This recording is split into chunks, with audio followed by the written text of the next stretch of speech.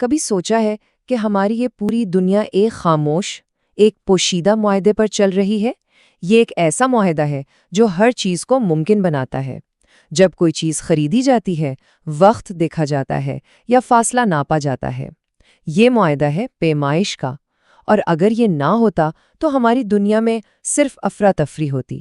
تو آئیے اس پوشیدہ معاہدے کی دلچسپ دنیا کو سمجھتے ہیں۔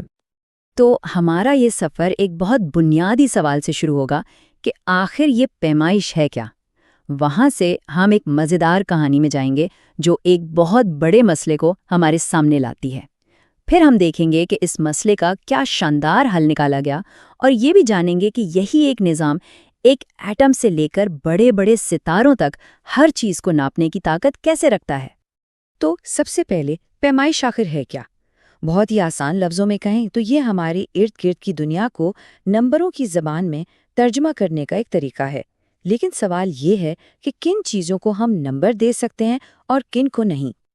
جن چیزوں کو ہم ناپ سکتے ہیں، جیسے کسی چیز کی لمبائی یا اس کا وزن، انہیں سائنس کی زبان میں طبعی مقداریں کہا جاتا ہے۔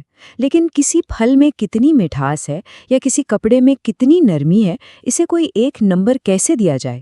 یہ مشکل ہے نا؟ تو طبعی مقداریں بس وہی ہیں جنہیں ہم ایک ٹھوس متفقہ عدد دے سکتے ہیں۔ اب کسی بھی چیز کو ناپنے کے لیے ہمیں اسی قسم کی ایک پہلے سے طے شدہ مقدار کی ضرورت پڑتی ہے۔ اسی کو ہم اکائی یا یونٹ کہتے ہیں، یعنی لمبائی ناپنے کے لیے لمبائی کی اکائی اور وزن ناپنے کے لیے وزن کی اکائی، اور یہیں سے ہماری کہانی کا اصل مسئلہ شروع ہوتا ہے۔ آئیے ایک ایسی صورتحال کا تصور کرتے ہیں جہاں ہر کسی کی اکائی ایک دوسرے سے مختلف ہو۔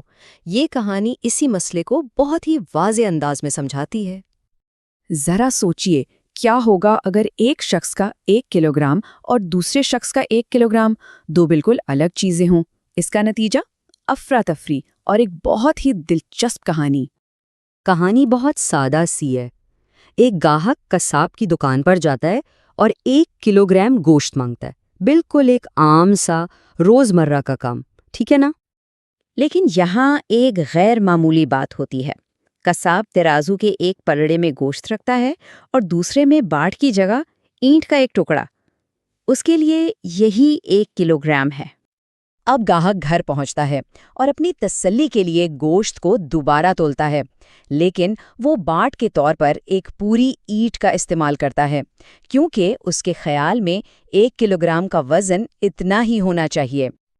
اور ظاہر ہے جب پوری اینٹ کے ساتھ گوشت کو تولا گیا تو وہ کم نکلا۔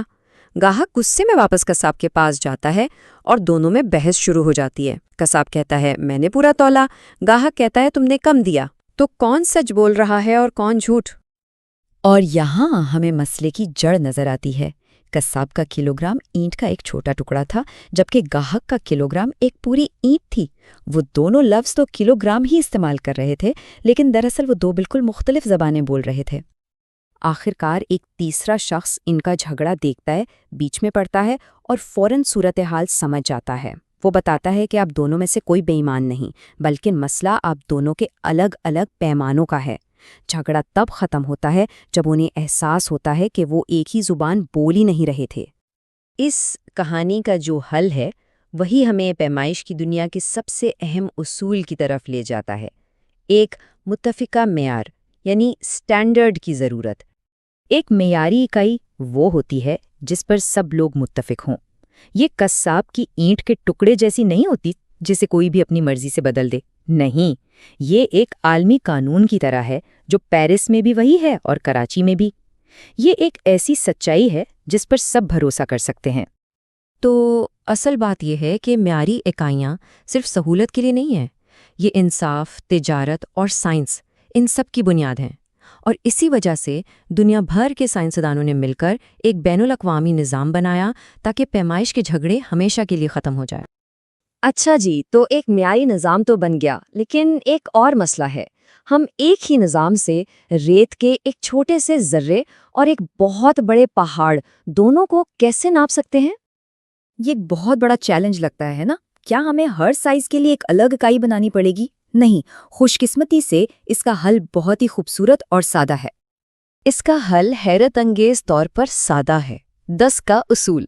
अगर आपको इकाई को बड़ा करना है तो बस इसे 10 से ज़रब दे दें, और बड़ा करना है एक बार फिर 10 से ज़रब दे दें, और अगर इकाई को छोटा करना है तो इसे 10 पर तकसीम करते जाएं। ये एक ऐसा शानदार निज़ाम है जिसे कोई भी समझ सकता है और इस्तेमाल कर सकता है।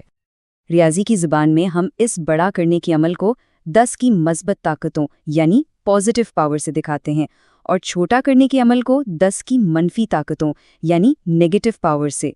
ये सिर्फ एक शॉर्टकट तरीका है ये बताने का कि हमने कितनी बार ज़रब या तकसीम किया है। अब इस शानदार निज़ाम को मज़ीद आसान बनाने के लिए हमने इन ज़रबशुदा और तकसीमशुदा इकाइयों को कुछ ख़ास नाम दे दिए हैं। इन खास नामों को प्रीफिक्स कहते हैं।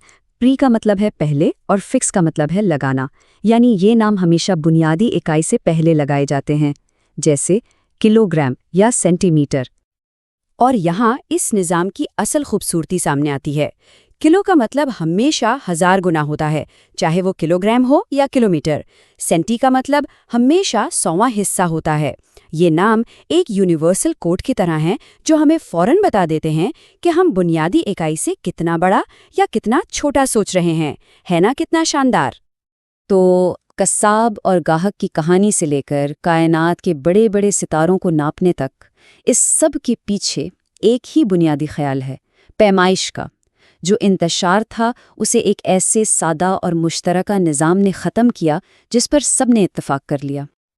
और ये बात हमें एक आखिरी बड़े सवाल पर छोड़ जाती है।